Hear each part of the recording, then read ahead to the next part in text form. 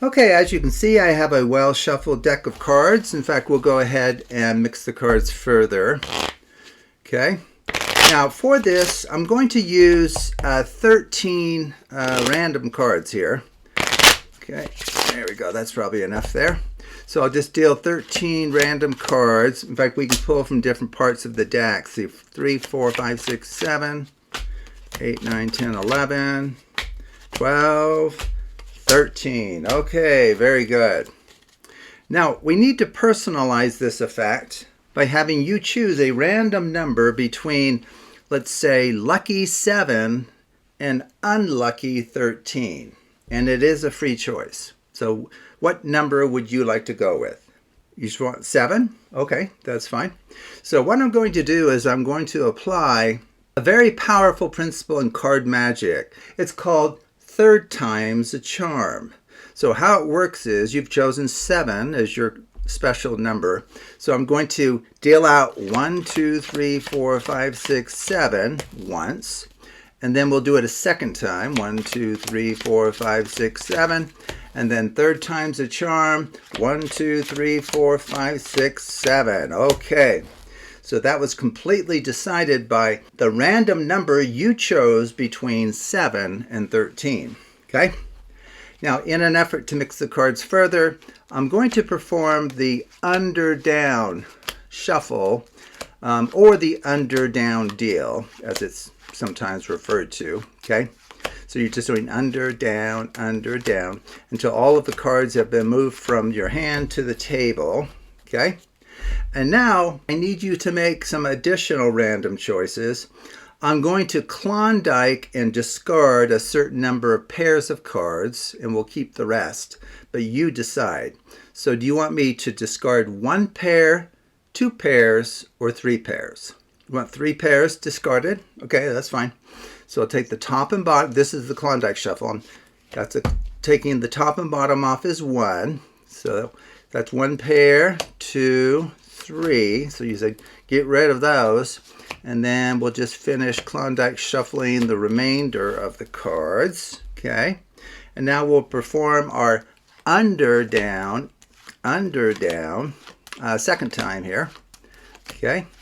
And then I need you to decide how many pairs to discard this time. Just 1? Okay. So I'll go ahead and just take the top and bottom off as 1, discard, and then we'll finish Klondike shuffling. There's the final card right there. We'll perform our under-down another time. Okay. And now, how many pairs would you like to discard? Now you have to realize we only have, what, 5 cards left? So we can discard up to 2 pairs. So do you want to discard 1 pair or 2 pairs? 1 pair. Okay, that's fine. You could have discarded 2, but so we'll discard the top and bottom card and then finish the Klondike and now perform the under-down, final one on top. Well, with only 3 cards, you don't really have much of a choice. We'll discard the final pair here, and that leaves us with a final random card whose location was completely controlled by you through the random choices that you made. Okay, now believe it or not, I have a written prediction off to the side as to what I thought would happen. Okay, so let's just open the written prediction. Oh, it's upside down. Open the written prediction. What did I think this final card would be? Let's just take a look. Oh, I think that's a pretty clear written prediction. Whether or not it's true is an entirely different matter. Okay, so my prediction is 8 of hearts. Oh boy. Did all of your crazy random choices lead us to finishing with the 8 of hearts? Let's just take a look. Oh, it did. How in the world? I'm sorry, I'm trying to process this. How in the world did your choices bring us to a card that perfectly matched a written prediction that was created before this routine even began?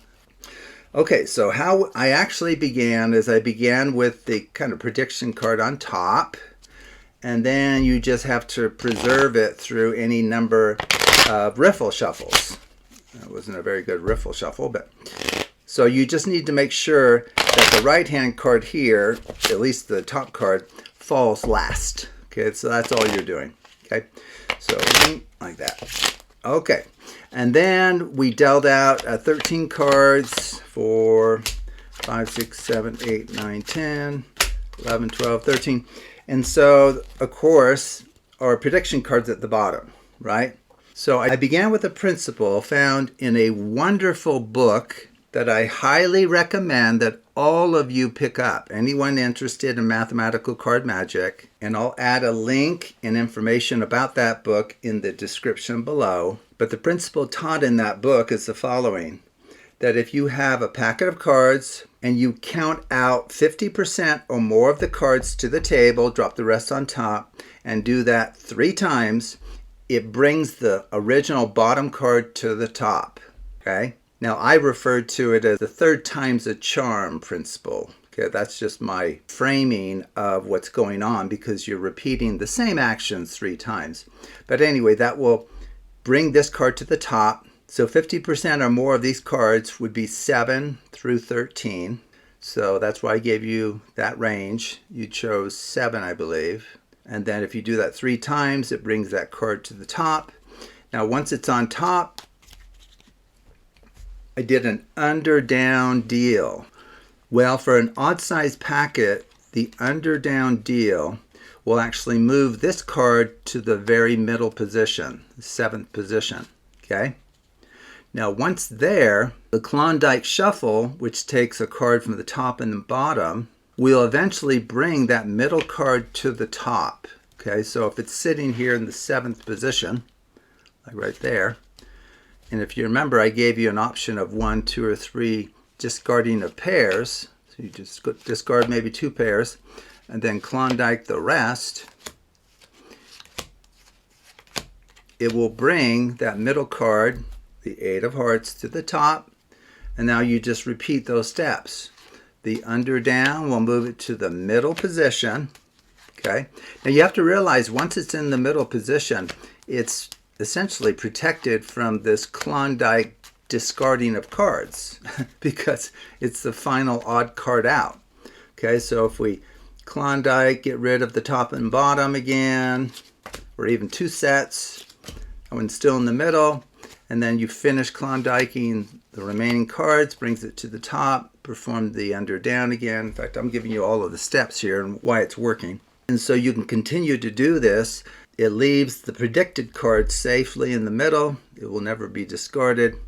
And in fact, it will be the one revealed at the very end. So I hope you enjoyed that and encourage you to take a look at other videos on the Absolute Math Magic channel.